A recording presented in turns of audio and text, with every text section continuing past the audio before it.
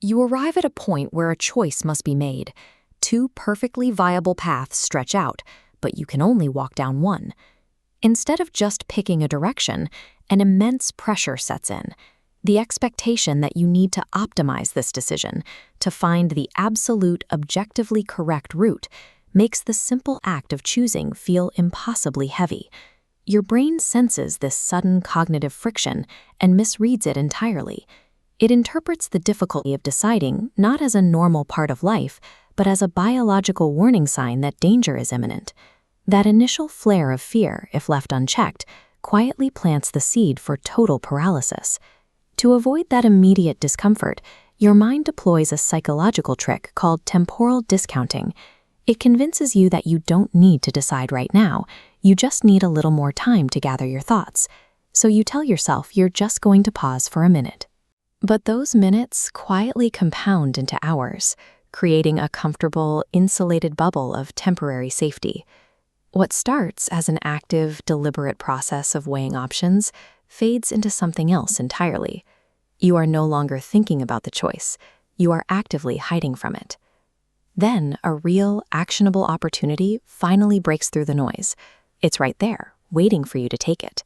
But an instinctual reflex kicks in and pushes it away. In reality, it's a closed-loop system designed specifically to keep you standing perfectly still. When you persistently refuse to interact with the real world, it leaves a psychological void. Your brain despises a vacuum, so it starts flooding that empty space by running extreme, catastrophic simulations of every possible way you could fail. You picture the rejection, the embarrassment, the total collapse of your plans. These scenarios become so vivid that your nervous system reacts, triggering the exact same biological stress response as a real physical threat. At this depth of the spiral, the actual decision is no longer the problem. Your own imagination is now exerting a stronger, more terrifying force than anything happening in the real world. While you remain locked in this static internal state, the external world continues to move. Peers and competitors are out there making tangible progress, taking flawed but real steps forward.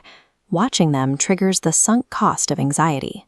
The more time and emotional energy you invest in worrying about a choice, the more daunting and impossible that first step becomes. Maintaining this state of false productivity requires immense physical and emotional endurance. The longer you hold it, the more deeply exhausted you become. As the perfectly crafted checklists and untouched plans pile up on your desk, your foundational confidence steadily drains away.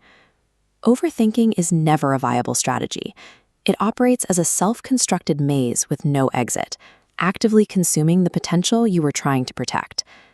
To escape the spiral, a sudden shift in perspective must occur, an external realization that instantly breaks the tension, interrupting the escalating cycle of doubt.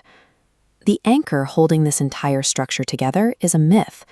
Achieving your goal does not require absolute certainty, and it certainly does not demand a flawless, perfectly executed plan. Because the loop of overthinking is entirely psychological, it cannot be defeated by more thinking. Only a physical, decisive, real-world action has the power to short-circuit the system. You realize the hardest part of any major endeavor isn't a lack of talent or resources. It's simply pushing through the raw friction of taking that very first step.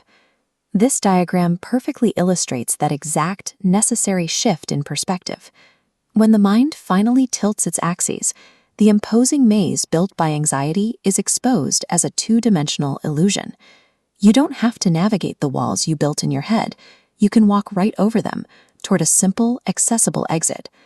Action is the only true cure for fear.